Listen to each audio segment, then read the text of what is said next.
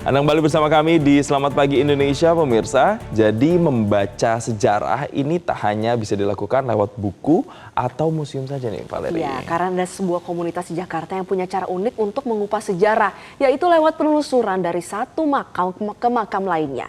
Melalui napak tilas di TPU Tanah Kusir, mereka mengungkap kisah dan juga wasiat di balik pusara para tokoh nation builder hingga legendaris Indonesia.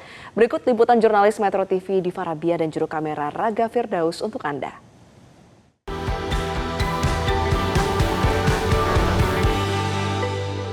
Bagi komunitas Indonesia Graveyard, batu nisan tidak hanya sekedar peninggalan, tetapi juga menceritakan sejarah, peradaban, arsitektur hingga kehidupan di masa lampau.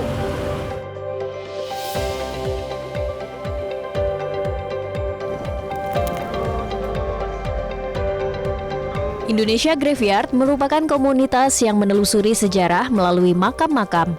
Komunitas yang sudah berjalan sejak 2017 ini memiliki cara unik dalam mengupas sejarah lewat batuan nisan.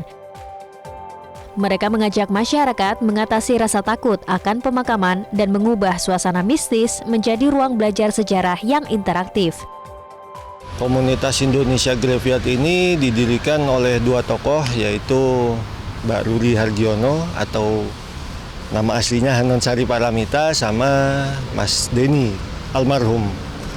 Nah, Indonesia Graveyard ini komunitas terbuka ya, siapa saja boleh ikut terlibat, tapi sifatnya kontribusi atau kontributor. Karena apa? Karena kami yang ada di Jakarta ini ya hanya bisa sekitar Jabodetabek, mungkin ke Banten, mungkin ke daerah Kerawang atau Sukabumi, Cianjur, tapi keluar daerah kami nggak mampu. Oleh karena itu sistemnya kontributor itu nanti ada yang nge-tag atau yang mention, nanti dinaikkan atau di-repost kembali postingan yang menjadi kontributor di seluruh daerah di Indonesia. Awalnya tujuan utama kami itu menepis bahwa anggapan masyarakat dan tradisi orang Indonesia ya, bahwa makam itu mistis. Kita nggak mengambil ke arah sana, kita mengambil jika ada makam, siapa sih tokohnya, kenapa sih beliau dihormati, ada hal unik apa sih dari nisannya, dari bangunan makamnya, kayak gitu. Jadi hal-hal yang berbau horor mistis itu kami singkirkan betul, meskipun adab-adab atau tata krama ketika masuk makam itu tetap kami perhatikan. Penjelajahan kali ini dilakukan di TPU Tanah Kusir, Jakarta. Pemakaman luas ini menjadi rumah terakhir bagi berbagai tokoh penting nasional hingga maestro seni Indonesia. Terdapat beberapa titik utama yang begitu spesial dalam napak tilas sejarah kali ini.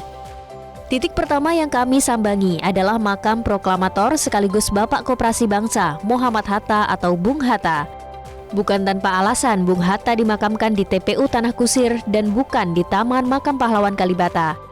Semasa hidupnya, ia pernah berwasiat agar saat meninggal dunia kelak, ia ingin dimakamkan di pemakaman umum biasa di tengah-tengah rakyat biasa yang selama ini diperjuangkan kemerdekaannya. Selanjutnya, kami mendekati makam ulama besar sekaligus sastrawan legendaris Haji Abdul Malik Karim Amrullah atau yang lebih dikenal dengan Buya Hamka. Dibandingkan pusara lain, makam Buya Hamka tampak begitu bersahaja. Menurut penjelasan komunitas, sebagian sanak saudara Buya Hamka sudah dimakamkan terlebih dahulu di TPU Tanah Kusir, sehingga ia berwasiat ingin disatukan dengan keluarga sekaligus agar makamnya mudah didatangi oleh masyarakat luas yang ingin mendoakannya. Di titik terakhir, kami diajak menyambangi peristirahatan terakhir musisi legenda Indonesia, Glenn Fredly. Tampak unik dari kejauhan ukiran dan gambar sebuah gitar menjadi penanda utama pusaranya. Penjelajahan ini juga memperlihatkan perbedaan penampakan makam dari tiap-tiap umat beragama. Makam Muslim cenderung lebih sederhana dan seragam tanpa penanda tertentu. Sementara pusara umat Kristiani dapat diberi ikon ornamen personal seperti bentuk gitar pada pusara Glenn Fredly sebagai seorang maestro musik. Di Jakarta ini ada 3 jenis makam ya. Yang pertama itu makam Muslim, kemudian makam Tionghoa atau Bong, yang ketiga itu makam Eropa atau orang sering bilang kerkhop lah, seperti itu. Nah, yang paling sulit di antara ketiga makam itu makam Muslim. Karena apa? Kalau yang masa lalu itu dia punya bentuk-bentuk nisan yang unik. Misalnya bentuk nisan yang ada di Masjid Angke, seperti itu. Kemudian ada bentuk nisan juga yang di Masjid Kampung Bandan.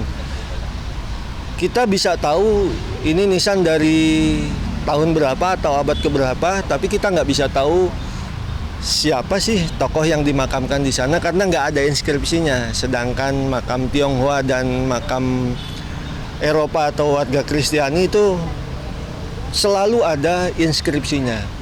Entah dalam inskripsi Mandarin atau inskripsi Latin, seperti itu. Jadi kita bisa tahu tokohnya ini yang dimakamkan siapa, jasanya apa. Kalau yang di makam Eropa atau kerkhop itu biasanya ada catatannya di catatan kolonial. Sedangkan yang Tionghoa kita kesulitan. Kita hanya tahu siapa sih beliau ini yang dimakamkan, keluarganya siapa, kemudian wafat tahun berapa, seperti itu. Sebenarnya sama seperti orang ke museum itu untuk lihat benda. Kalau kita ke makam itu untuk melihat, untuk menyimak cerita, kisah, budaya, terus tipologi makam. Jadi banyak sekali yang bisa dieksplor dari satu makam, sangat banyak. Karena kebetulan kami yang tergabung di Indonesia Graveyard ini minatnya banyak sekali yang senang sama sejarah. Ada yang senang sejarah, fotografi, arkeologi, budaya. Jadi makam itu menjadi satu pintu untuk mengeksplorasi banyak hal. Ada teman-teman yang mengeksplorasi memang cerita tentang tokohnya atau peristiwanya, atau juga bentuk-bentuk tipologi makamnya, karena dari bentuk tipologi makam itu kita bisa menggali jauh ke belakang. Sebenarnya bisa menggali lebih dalam untuk cerita-cerita yang ada di belakangnya. Hal yang unik mungkin salah satunya adalah waktu ke Jambi. Jadi di sudut kota Jambi ada satu situs kerkhop, makam Belanda lama, yang waktu itu saya menemukan satu nisan dari seorang pejabat dari residen Jambi yang namanya adalah Reinhard Karel van den Boer. Jadi dia nisannya itu tertutup setengahnya oleh tanah. Harus saya bersihkan pakai air dulu. Dan setelah dibaca ternyata dia adalah asisten residen Jambi Hulu yang juga merupakan kesatria dari kerajaan Belanda. Dia punya ordo kesatria begitu. Itu sangat unik sih menurut saya. Makam ini kan kayak menjadi catatan sejarah juga ya. Dia merekam periode-periode sejarah yang terjadi di Indonesia. Ada makam Belanda, makam-makam Islam, dan makam Islam pun beda zaman, akan beda bentuk batunya, beda gaya hiasnya, kemudian beda kerajaan, beda gaya nisannya, dan itu sebagai orang yang suka belajar sejarah itu sangat menyenangkan untuk menarik garis-garis hubungan antara hal-hal tersebut. Penjelajahan bersama komunitas Indonesia Graveyard ini sangat membuka mata bahwa pemakaman tidak selalu identik dengan hal-hal yang menyeramkan atau mistis. Sebaliknya, area pemakaman adalah museum terbuka yang menyimpan potongan sejarah bangsa yang kerap tidak terungkap di buku-buku pelajaran. Dari pemakaman inilah mereka mengajak pada masyarakat bahwasanya belajar sejarah tidak hanya melalui museum ataupun buku, namun juga terhampar pada batu nisan yang barangkali terlupakan. Dari Jakarta, Diva Rabiah, Raga Firdaus, Metro TV.